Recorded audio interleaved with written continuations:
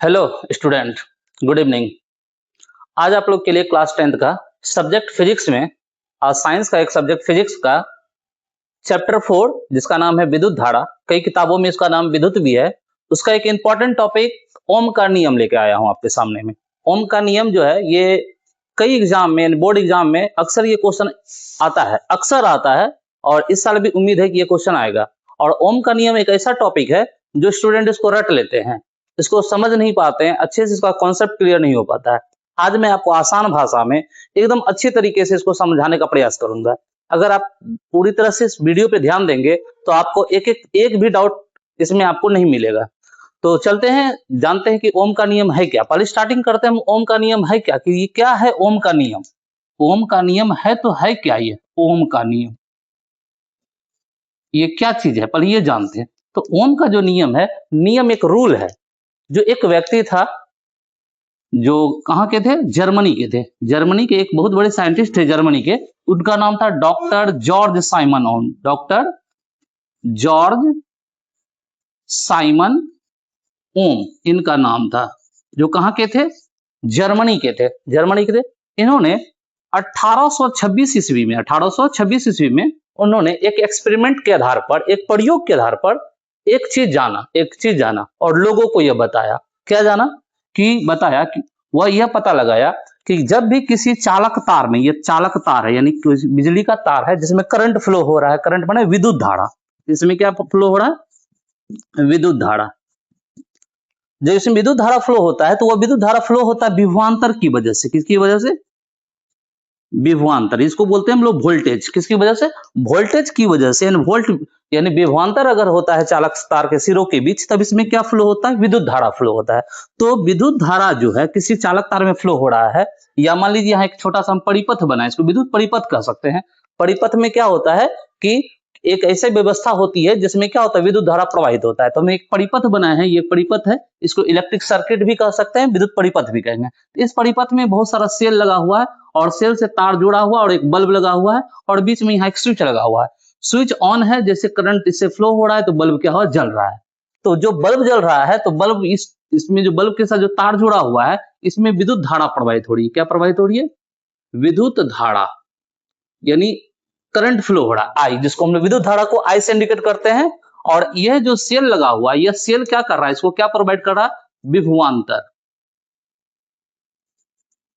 यानी वोल्टेज प्रदान कर रहा है। इसको क्या दे रहा है, वोल्टेज दे रहा है, जिसकी वजह से ये करंट फ्लो हो रहा है। ठीक है, तो ये वोल्टेज और करंट, वोल्टेज जिसको हम लोग कर रहे हैं विद्युत विभवांतर, और विद्युत धारा, विभवांतर और विद्युत धारा के बीच में क्या संबंध है, विद्युत धारा और विभवांतर में क्या संबंध है। किसी भी सर्किट में या चालक तार में जब विद्युत धारा प्रवाहित होती है, तो विद्युत धारा जब प्रवाहित होती है तो वह विभवांतर की वजह से होता है। और विभवांतर जो होता है, विभवांतर अगर होगा तो विद्युत धारा प्रवाहित होगा।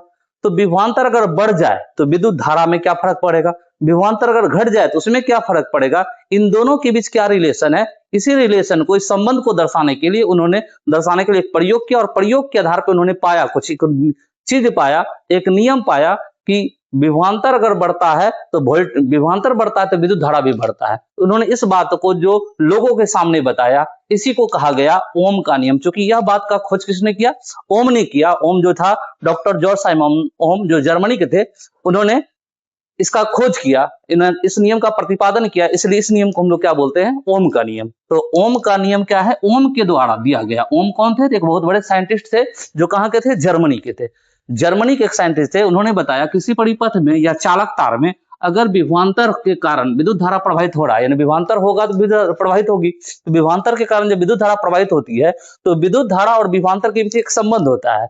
उस संबंध को दर्शाने के लिए उन्होंने एक नियम दिया, उस नियम को हम लोग क्या कहते हैं, ओम का नियम, जिसको हम आसान भाषा में यहाँ लिख दिए हैं। देखिए, सर्वप्रथम 1826 ईस्वी में जर्मनी के महान वैज्ञानिक, उसी बात को जो हम समझाए वही बात को हम लिखे हैं।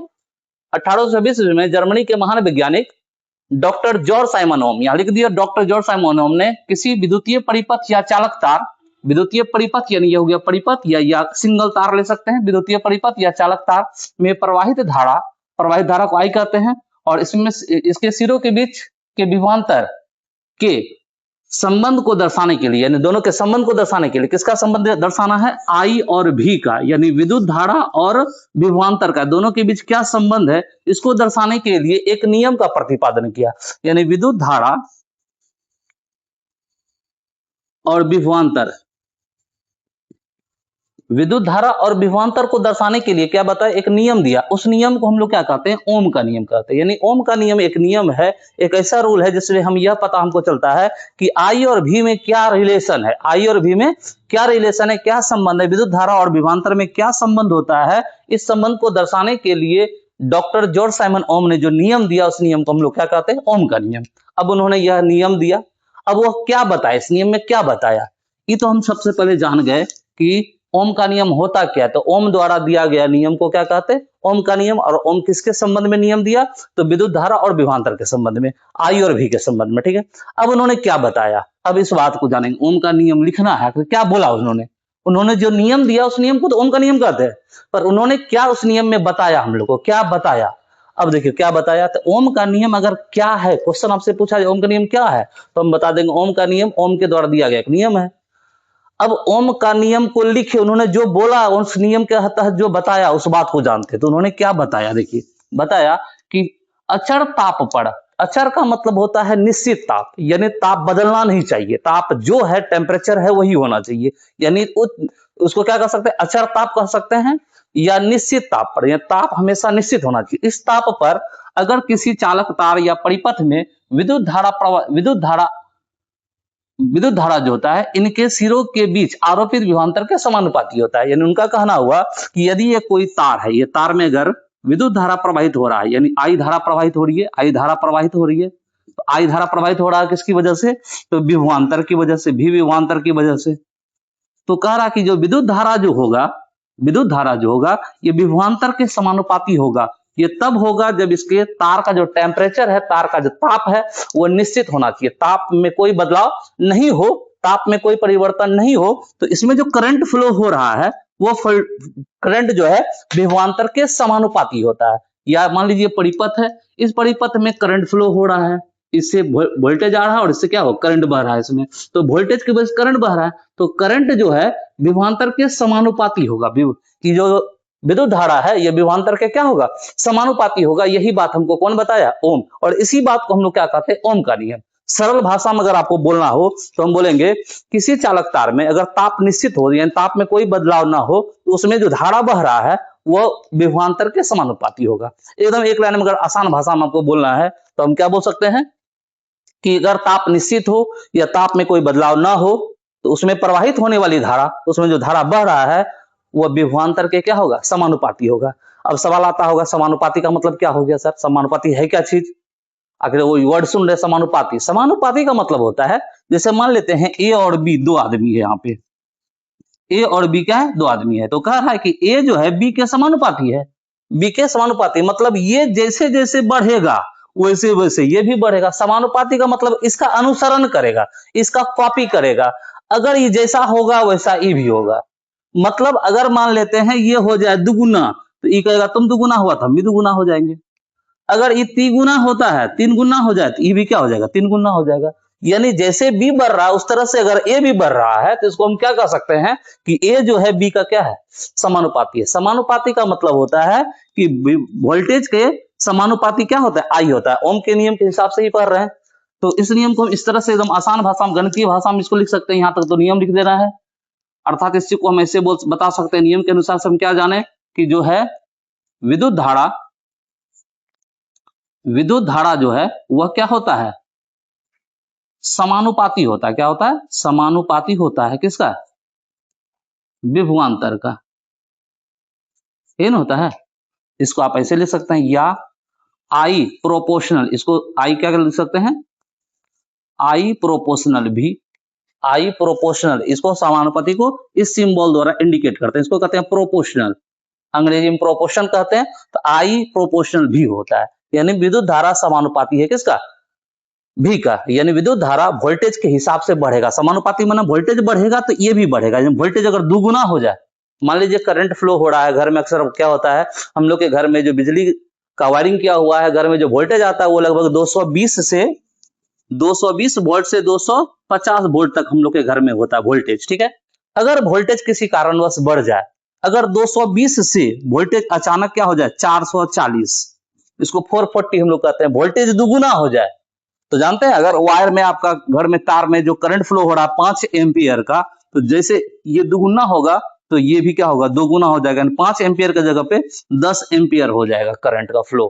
यानी विभवांतर के हिसाब से क्या बहता है, विभवांतर के हिसाब से क्या बहता है, विद्युत धारा। यानी विद्युत धारा जो है विभवांतर के समानुपाती होता है, विभवांतर के समानुपाती होता है, ठीक है। यानी आई जो होता है प्रोपोर्शनल होता है भी। अब दोनों समानुपाती होता है, ये कैसे पता चलेगा, जैसे मान लेते हैं यहां देखिए हमारे पास एक संख्या है 2 और यहाँ एक संख्या है 5।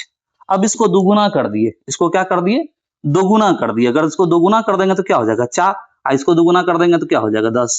ये दोगुना हुआ तो ये भी दोगुना हुआ। मान लीजिए 10 से हो गया 20, तो ये 4 से क्या हो जाएगा 8।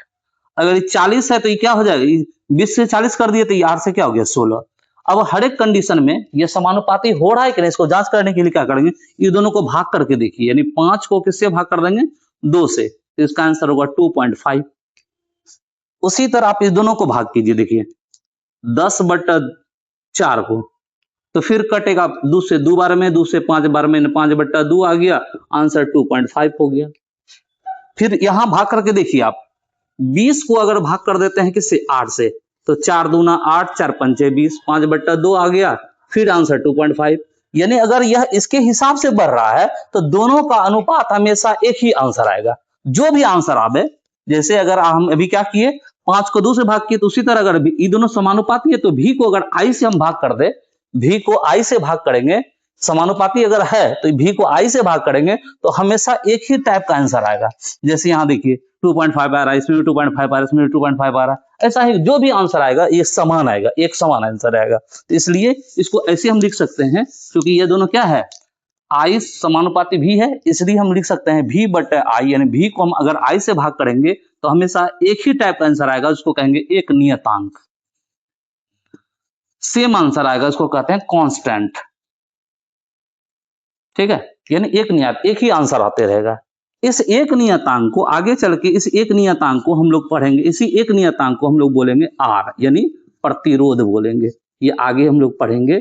इस एक नियतांक को यानी V को I से भाग करने पे जो आंसर आ रहा है हमेशा एक ही टाइप का आंसर आएगा, क्योंकि वोल्टेज जो होता है वोल्टेज का समानुपाती I होता है, यानी वोल्टेज का समानुपाती विद्युत धारा होता है। तो अगर विद्युत विभवांतर का को अगर हम लोग विद्युत धारा से भाग करेंगे हमेशा, तो परिपथ में जितना वोल्टेज है, जितना क्या है वोल्टेज है, एक ही बार में जान जाएंगे। अगर मान लीजिए यहाँ पे वोल्टेज है, यहाँ पे वोल्टेज है, मान लेते हैं यहाँ पे 12 वोल्ट है और इसमें 3 एम्पियर का करंट फ्लो हो रहा है। सपोज कीजिए, मान लेते हैं कि कितना हो रहा है, इस परिपथ में वोल्टेज कितना है, 12 वोल्ट है, 12 वोल्ट का बैटरी लगा हुआ है, इसमें 3 एम्पियर का करंट फ्लो हो रहा है। तो 12 को 3 से भाग कर देंगे, 12 को 3 से क्या करेंगे, भाग करेंगे, तो दोनों का अनुपात हुआ 4, दोनों का अनुपात क्या हुआ 4।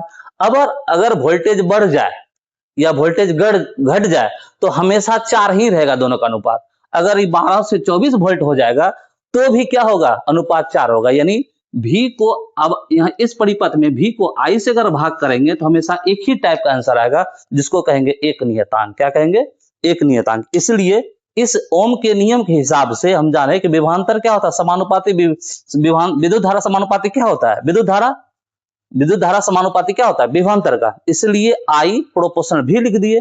तो अगर भी को हम आई से भाग करेंगे तो एक नियतांक आएगा, हमेशा एक ही टाइप का आंसर आएगा। उस एक आंसर को हम लोग क्या कहते हैं, प्रतिरोध। क्या कहते हैं, प्रतिरोध। इस तरह से ओम के नियम से एक फॉर्मूला जनरेट हुआ हम लोग का, ओम के नियम से R बराबर V/I, R बराबर V/I। इससे आप चाहें तो 3-4 फॉर्मूला और क्रिएट कर सकते हैं, देखिए और निकाल सकते हैं। अगर R बराबर V/I है तो R बराबर V/I है तो क्रॉस मल्टीप्लिकेशन कर दिया जाए तो V एकम V और I गुना R, IR। एक फॉर्मूला ये भी बन गया, ठीक है। इसी से अगर मान लीजिए हमको निकालना है I, क्या निकालना है, I विद्युत धारा, तो R को इधर लाएंगे तो गुना है बटा हो जाएगा, तो V/ क्या हो जाएगा R। तो एक फॉर्मूला ये बन गया। तो इस तरह से 3 फॉर्मूला बन जाता है हमको ओम के नियम से। ओम महोदय ने जो हम लोग को बात बताया कि विद्युत धारा जो होता है समानुपाती होता है किसका, विभवांतर का समानुपाती होता है। उस आधार पे हम लोगों ने V को I से भाग करके एक नियतांक मिला, उसे एक नियतांक का क्या नाम रख दिया गया है? प्रतिरोध। जो आगे हम लोग जानेंगे प्रतिरोध के बारे में, यानी R बराबर V बटा I। तो इस नियम को ही हम लोग क्या कहते हैं? ओम का नियम। यानी ओम का नियम क्या है, पहले हम ये बताएंगे ओम का नियम है क्या। ओम का नियम के हिसाब से वो क्या बात बताया गया तो वो लिख दिए, और उसको हम गणितीय रूप में दिखा दिए। गणितीय रूप में उस बात को सिंपल फॉर्म में हम लिख दिए। यहां तक आप लिख सकते हैं। अगर एग्जाम में आ जाए क्वेश्चन कि विद्युत ओम का नियम को लिखे, ओम का नियम लिखे, तो केवल आप यहां से यहां तक लिखेंगे और उसके नीचे यहां तक बता देंगे। ठीक है। अगर सवाल पूछ दिया जाए कि ओम का नियम क्या है, तो आप पहले ये लिखेंगे ओम का नियम क्या है। तो 1826 ईस्वी में जॉर्ज साइमन ओम द्वारा दिया गया एक नियम है, और उसके हिसाब से तब लिखेंगे। ये समझ में आया बात? तो अब ये ओम का नियम क्या है हम समझ गए। अब ओम का नियम समझ में आ गया तो क्वेश्चन इसके बाद आता है कि ओम का नियम, ओम ने जो बात बताया हम लोग को, क्या वह बात सही है? आप उसको सत्यापित करके दिखाइए, प्रूव करके दिखाइए कि उनका कहना सही है। यानी ओम का नियम का सत्यापन कीजिए। ओम का नियम का सत्यापन अब हम करेंगे। पहले आप इसका स्क्रीनशॉट लीजिए, इसके बाद हम ओम के नियम का सत्यापन करेंगे एकदम सरल भाषा में। ठीक है, जल्दी इसका आप स्क्रीनशॉट लीजिए। हाँ, तो स्टूडेंट देखिए, अब क्या है, ओम का ये क्वेश्चन टाइप का आता है एग्जाम में अक्सर, और ये स्टूडेंट को जानना भी चाहिए कि प्रयोग द्वारा ओम के नियम का सत्यापन करें। यानी ओम जो नियम हम लोग को बताया था कि ओम क्या बताया था कि जो आई जो होता है वो वोल्टेज का, यानी विद्युत धारा वोल्टेज के समानुपाती होता है, यानी विद्युत धारा विभवांतर के समानुपाती होता है। यह ओम हमको बताया था। अब इस बात को हमको जांच करना है, चेक करना है कि यह जो उन्होंने जो बात हम लोग को बताया क्या वह सही है कि नहीं है। इसको हम जांच करते हैं। जांच करने के लिए ओम के नियम का सत्यापन करना है, को प्रूफ करना है प्रयोग के द्वारा। एक एक्सपेरिमेंट करके आपको, एक प्रयोग करके आपको क्या करना है, इसको जांच करना है कि यह बात सही है कि नहीं। जांच करने के लिए आपको पहले क्या करना होगा, कुछ सामान चाहिए। आपको कुछ सामान चाहिए, हम पहले समझा देते हैं, उसके बाद आप इसको आपको बोर्ड पे हम लिख देंगे, इसका स्क्रीनशॉट आप ले लेंगे। पहले आप इसको समझना है आपको। ठीक है, हम इसलिए अभी लिखे नहीं है, आपको हम समझाने का प्रयास कर रहे हैं। तो सबसे पहले इसको आपको ये क्या करना है, ये इसका सत्यापन करने के लिए आपको सबसे पहले चाहिए एक चालक तार। ठीक है, चालक तार चाहिए। चालक तार के साथ चाहिए एक एमीटर,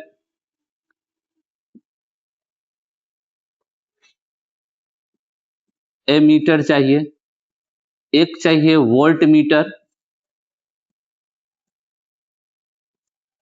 एक स्विच चाहिए या कुंजी इसको कह सकते हैं। ठीक है, और कुछ सूखा सेल चाहिए। ये सब सामान आपके पास होनी चाहिए। ठीक है, ये सब चीज हमको लेना है। ठीक है, और इसी के द्वारा चालक तार मन तार हो गया। ठीक है, एमीटर, एमीटर एक मीटर होता है, मेजरमेंट होता है, इससे मापा जाता है कि एमीटर जो होता है एक प्रकार का उपकरण है जिससे तार में कितना करंट फ्लो हो रहा है, तार में कितनी विद्युत धारा बह रहा है, विद्युत धारा मापना है। इससे क्या मापना है? विद्युत धारा। विद्युत धारा मापने वाला जो यंत्र होता है उसको कहते हैं एमीटर। तुमको एक एमीटर चाहिए और साथ में एक वोल्ट मीटर चाहिए। क्या चाहिए? जो वोल्टेज मापेगा, यानी विभवांतर को। ठीक है, एक यानी करंट को फ्लो करने के लिए, बीच में इसको कंट्रोल करने के लिए एक स्विच चाहिए होता है, हमको कुंजी कहते हैं हिंदी में, कुंजी चाहिए, और कुछ सूखा सेल यानी 4-5 ठो हमको सूखा सेल चाहिए। तो सबसे पहले क्या कीजिएगा, आप इसको ओम के नियम का सत्यापन करने के लिए सबसे पहले आपको चालक तार लेना है। क्या लेना है? चालक तार। चालक तार लेंगे, और चालक तार देखिए हम यहाँ पे बनाए हैं, सेटअप बनाए हैं। देखिए ये तार में जो है एक बल्ब सेट कर दिए हैं। तार में क्या सेट कर दिए? बल्ब, दोनों तार से बल्ब सेट कर दिए, और इससे एक क्या किया, सेल लगा दिए। क्या जोड़ दिया इसमें? सेल। ठीक है, एक सेल लगा दिए, और सेल के बगल में यहाँ पे ये क्या है? स्विच है। स्विच ऑन करेंगे, और इसी तार के बीच में हम लोग क्या किए, इसको यानी एमीटर को लगाए, यानी एक ही तार में लगा है, जिसको हम लोग कहते हैं श्रेणी क्रम में जोड़े। और जो वोल्ट मीटर है ये प्लस और माइनस के दोनों तार, इधर का प्लस है इधर से माइनस, दोनों तार में जोड़े हैं, इसलिए इसको कहते हैं समांतर क्रम में। इसको समांतर क्रम में जोड़ना है, यानी इसको किस क्रम में जोड़ना है? समांतर क्रम में वोल्ट मीटर को, और एमीटर को श्रेणी क्रम में जोड़ देना है, और इस तरह से एक परिपथ तैयार कर लेना है। पहले शुरुआत में हमको एक सेल लगाना है, मात्र कितना सेल लगाना? बस इसी का सेटअप हम यहाँ बनाए हैं। पर इसमें सेलों की संख्या, यह पहला सेल है, दूसरा, तीसरा, चौथा, यानी बहुत सारा सेल लगा दिए हैं। यहाँ स्टार्टिंग करना हमको एक सेल से। हमें एक सेल लगाए हैं, परिपथ में क्या लगाए, हम जो परिपथ बनाए हैं उसमें क्या लगा है? एक सेल लगा दिए, चालक तार में बल्ब लगा दिए, बीच में स्विच लगा दिए, एक उसके श्रेणी क्रम में क्या जोड़ दिए? एमीटर, और समांतर क्रम में क्या जोड़ दिए? वोल्ट मीटर जोड़ दिए। अब ऐसा जोड़ने के बाद क्या है, ये चूंकि एक रीडिंग आपको देगा कि कितना इसमें करंट फ्लो हो रहा है, यानी एमीटर जो है वो हमको बता रहा है कि कितना इसमें करंट फ्लो हो रहा है। तो इसके लिए हम लोग यहाँ पे एक क्या करेंगे, एक आंकड़ा बना लेंगे, उसमें एक तरफ लिख देंगे वोल्टेज और एक तरफ लिख देंगे करंट, यानी विभवांतर और एक में विद्युत धारा। ये आपका विभवांतर हो गया और ये क्या है, विद्युत धारा, और ये क्या है, विद्युत धारा। ठीक है, अब क्या करेंगे, सबसे पहले हम एक सेल लगाए हैं, क्या करेंगे, सबसे पहले कितना सेल लगाया है, एक सेल, उसमें एक सेल यानी एक तो क्या होता है बैटरी, मान जिसको सिंगल जो हम दीवार घड़ी में लगाते हैं या रिमोट में लगाते हैं, एक सेल उसमें लगाए, और जैसे सेल लगाए तो इसमें करंट फ्लो होने लगा, बल्ब जल गया। और यहाँ पे जो मीटर लगा हुआ ए मीटर में हम देखेंगे एक नंबर आएगा जो बताएगा इसमें कितना करंट फ्लो हो रहा है, कितना करंट फ्लो हो रहा है, कितना विद्युत धारा बह रहा है। इससे इसमें हमको रीडिंग आ जाएगा, तो हम रीडिंग देख रहे हैं, सपोज कीजिए इसमें 1 एम्पियर का करंट बह रहा है और एक सेल लगा है, यहाँ वोल्टेज बता रहा है 1.5 वोल्ट, कितना वोल्ट बता रहा है, 1.5 वोल्ट। सपोज कीजिए कि आप पहले एक सेल लगाए हैं, एक सेल में क्या कर दिए, 1.5 वोल्ट का करंट फ्लो हो रहा है, 1.5 वोल्ट का, 1.5 वोल्ट का क्या होता है, विद्युत धारा यानी विभवांतर कितना है, 1.5 वोल्ट, और करंट फ्लो हो रहा है 1 एम्पियर, कितना हो रहा है, 1 एम्पियर। एक सेल लगाए हैं, पर हम तो लिए हैं कुछ सूखा से। अब बारी बारी से एक सेल लगाए हुए थे, वहां रीडिंग देख लिए कि यहाँ पे ए मीटर में क्या है, कितना दिखा रहा रीडिंग, और वोल्ट मीटर में कितना रीडिंग दिखा रहा, हम उसको लिख लिए। ठीक है, अब क्या करेंगे, सेल की संख्या बढ़ाएंगे बारी बारी से। अब एक सेल था, अब एक सेल और लगा देंगे, तो एक सेल जैसे और लगाएंगे तो ये 1.5 वोल्ट, यानी एक सेल 1.5 वोल्ट का होता है, जैसे 2 सेल लगा देंगे तो ये हो जाएगा 3 वोल्ट का, क्या हो जाएगा, 3 वोल्ट। यहाँ देखेंगे, यहाँ पे इसी सेटअप को यहाँ बनाए हुए हैं, हमें एक साथ 4 सेल लगा दिए, आपको उस तरह से समझाने के लिए दिए, पर बनाना फाइनली यही चित्र है आपको। ठीक है, तो पहले हम एक सेल लगाए थे, एक सेल जब लगाए तो इसमें, और ये जो आपका जो यहाँ पे बल्ब बनाए हैं, बल्ब के जगह पे संकेत का प्रयोग किया, वहां बल्ब के जगह पे ये विद्युत बल्ब का संकेत है, वोल्ट मीटर है, ये ए मीटर है, और वहां जो सेल बना है, सेल का सिंबल है, सेल को ये से लिखा जाता है सिंबल में, संकेत में, एक प्लस और क्या हो गया, माइनस। और जब एक से ज्यादा सेल बना दिया जाए, यानी एक सेल है, इसमें एक और सेल लगा दिए, एक और सेल लगा दिए, तो सेलों को जब जोड़ देते हैं तो ये हो गया बैटरी, क्या हो गया, बैटरी। तो वही सेल, वहां जो एक सेल लगा हुआ है, यहाँ पे कई सेल लगा दिए हैं, अर्थात ये बैटरी हो गया, यानी फाइनल रिजल्ट है ये हमारे पास। शुरू में एक से स्टार्ट किए थे, पहले एक सेल लगाए, एक सेल लगाने के बाद हम देखते हैं कि यहाँ करंट कितना फ्लो हो रहा है, विद्युत धारा कितना बह रहा है, तो ये मापने वाला ये मीटर, हमको इस मीटर में देखेंगे कि कितना हमारा करंट बह रहा है। तो करंट देख रहे हैं 1 एम्पियर का, और वोल्टेज देख रहे हैं 1.5 वोल्ट का है। फिर सेलों की संख्या बढ़ा दिए, सेलों की संख्या क्या की है, बढ़ा दिए। तो सेलों की संख्या जब बढ़ाते हैं तो वोल्टेज देखते हैं 1 से 2 वोल्ट, जैसे 2 से लगाए तो कितना हो गया वोल्टेज, 3 वोल्ट हो गया। और इसको जब देख रहे हैं यहाँ पे तो देख रहे हैं 2 एम्पियर है। अब फिर क्या कर रहे हैं, एक सेल और बढ़ाते हैं, अब एक सेल और बढ़ा दिया, सेल की संख्या हो गया 3, जैसे सेल की संख्या 3, अब यहाँ पे वोल्ट मीटर में देखेंगे तो वोल्ट मीटर में देखते हैं यहाँ पे वोल्टेज कितना हो गया, 4.5 वोल्ट हो गया, कितना हो गया, 4.5 वोल्ट। जैसे 4.5 वोल्ट यहाँ हुआ तो यहाँ का मीटर में देखते हैं, तो देखते हैं यहाँ पे जो 2 एम्पियर था, अब क्या हो गया, ये 3 एम्पियर हो गया। ठीक है, क्या देख रहे हैं, 3 एम्पियर। फिर क्या करते हैं, सेलों की संख्या फिर बढ़ाते हैं, एक सेल और सगा लगाते हैं, यानी 4 सेल लगा दिए। जब चौथा सेल लगाते हैं तो देखते हैं क्या, यहाँ पे वोल्टेज कितना हो गया, अब 6 वोल्ट हो गया। अब जैसे यहाँ 6 वोल्ट है तो यहाँ का मीटर रीडिंग देखते हैं, तो यहाँ का रीडिंग में देख रहे हैं जो 3 एम्पियर था, अब क्या हो गया, 4 एम्पियर। इस तरह से और बढ़ाते जाएंगे तो इस तरह से आंकड़ा हमको मिलता जाएगा, आंकड़ा हमको क्या होगा, मिलता जाएगा।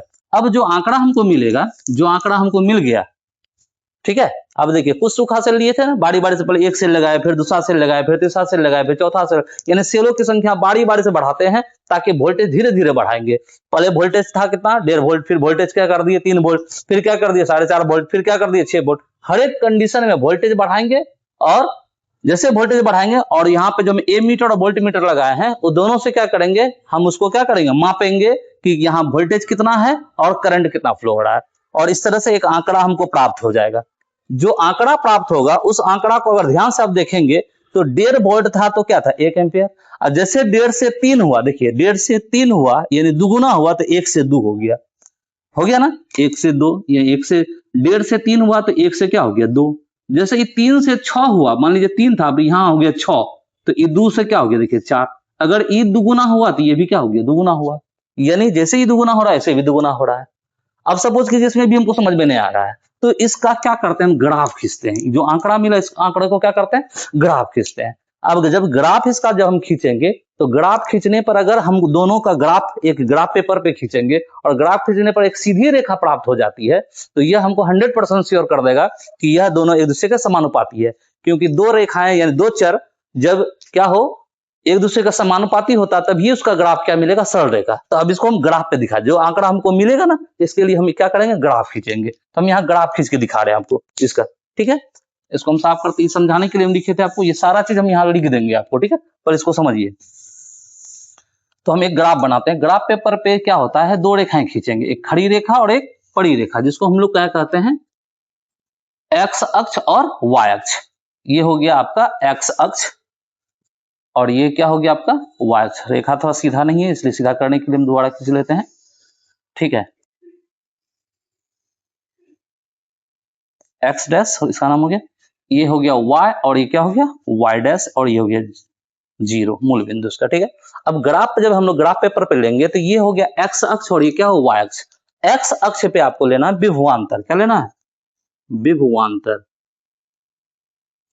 यानी वोल्टेज लेना है, और ये जो y अक्ष है इस पे लेना है विद्युत धारा, धारा आई। अब हमारे पास सबसे देखिए वोल्टेज सबसे कम 1.5 वोल्ट है और सबसे अधिक कितना 6 वोल्ट है। यहाँ आंकड़ा जो मिलेगा हम एक अंदाज से मोटा मोटी हम लिखे तो उस आंकड़े को हम यहाँ दर्शाते हैं, यहाँ लिखते हैं 1, यहाँ 2, यहाँ 3, 4, 5, 6 तक।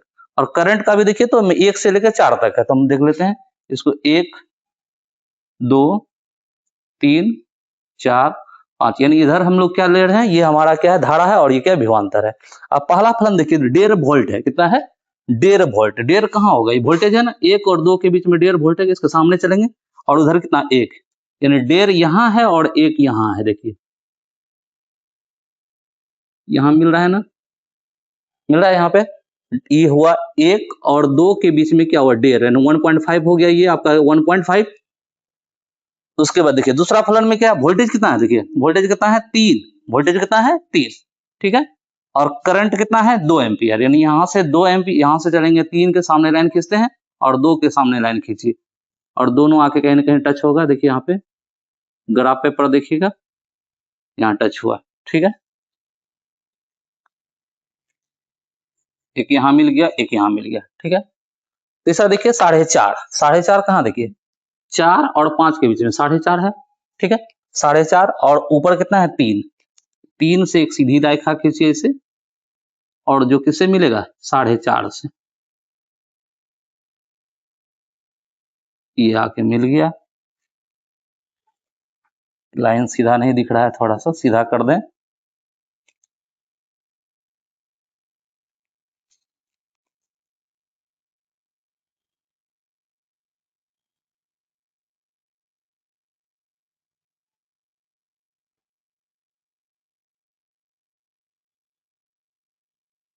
देखिए, ठीक है।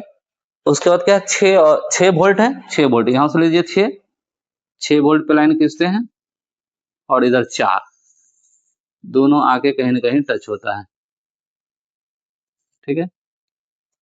अब ध्यान से देखिए सबका फलन हम ग्राफ पेपर पे लिए तो क्या दिख रहा है, इस सबको मिलाते हैं तो मिलाएंगे तो एक देखिए सीधी रेखा मिलेगा हमको, एक स्केल से आप मिलाइएगा बढ़िया से कॉपी पे, हाँ देखिए इस तरह से देखिए एक सीधी रेखा प्राप्त होता है हम लोग को। यानी विभवांतर और विद्युत धारा का आंकड़े को जब हम ग्राफ पे लेते हैं तो ये क्या मिलता है, एक सरल रेखा, क्या मिलता है, सरल रेखा मिलता है। तो इससे यह साबित होता है कि सरल रेखा तभी ग्राफ पे मिल सकता है, दो चर राशियों का ग्राफ अगर आप खींचते हैं और उसकी सीधी रेखा प्राप्त होती है, जिसका मतलब हो गया कि दोनों एक दूसरे के क्या है, विभवांतर है, दोनों एक दूसरे के क्या है, दोनों एक दूसरे के क्या है, समानुपाती है, एक दूसरे के क्या है, समानुपाती। यानी विद्युत धारा जो है विभवांतर जैसे जैसे बढ़ रहा है वैसे विद्युत धारा भी क्या हो रहा है, बढ़ रहा है, इसलिए इसका ग्राफ जो मिला हम लोग को क्या मिला, सरल रेखा मिला। अच्छा, इस ग्राफ से और इस आंकड़े से हम कह सकते हैं कि ओम ने जो कहा, ओम के द्वारा जो दिया गया नियम है वो पूरी तरह सही है, पूरी तरह सही है। इस तरह से ओम का नियम का सत्यापन होता है। तो ये आपको समझ में आ गया होगा कि जैसे हम लोग क्या करेंगे, इसके लिए ओम के नियम का सत्यापन करने के लिए हम लोग पहले क्या करेंगे, एक डायग्राम बनाएंगे, जिसमें हम लोग को क्या करना है, डायग्राम बनाने में सबसे पहले एक बल्ब लेना है, बल्ब लेके नहीं उसका क्या कर दिया, सिंबल लिए, ठीक है। कुछ सूखा से लेना है, पर बारी बारी से एक एक करके लगाना है, पर हम एक ही बार में हम चारों दर्शा दिए, पर लिख देंगे कि हम बारी बारी से लिए हैं। ठीक है, सूखा सेल यहाँ पे लेना है और सूखा सेल का आपस में एक दूसरे के साथ जोड़ देना है। ठीक है, वोल्ट मीटर को समांतर क्रम में, ए मीटर को श्रेणी क्रम में जोड़ना है और इस तरह से परिपथ को सजा लेंगे और बारी बारी से जो सेल लगा है, पहले एक सेल फिर दो सेल, हर एक कंडीशन में क्या करेंगे, ए मीटर से इसका विद्युत धारा माप लेंगे, वोल्ट मीटर से वोल्टेज माप लेंगे और लिख लेंगे।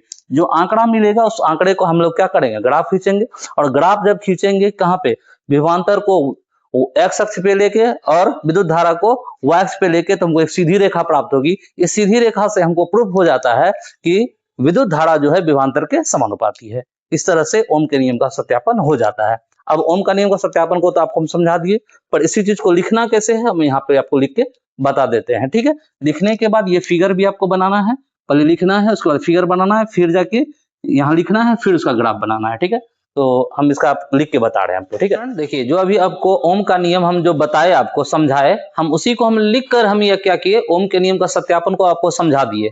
उसी को हम लिख कर बताए कि ओम का नियम का सत्यापन हम कैसे लिखेंगे, हम तो समझा दिए। उसी चीज को हम उस जो चीज हम समझाए उसी को हम लिख दिए कि ओम के नियम का सत्यापन के लिए, ओम का नियम का सत्यापन जब करना हो तो सबसे पहले आप लिखेंगे ओम के नियम का सत्यापन के लिए हमको क्या चाहिए, एक चालक तार चाहिए। क्या चाहिए, एक चालक तार, जो भी आपको बताया। एक कुंजी चाहिए, कुंजी मैंने स्विच चाहिए। एक विद्युत बल्ब चाहिए, एक ए मीटर चाहिए जिसको आमीटर भी कहते हैं। ठीक है, एक वोल्ट मीटर चाहिए एवं कुछ सूखा सेल चाहिए। कुछ सूखा सेल, 4-5 सूखा सेल लेते हैं। ठीक है, लेते हैं।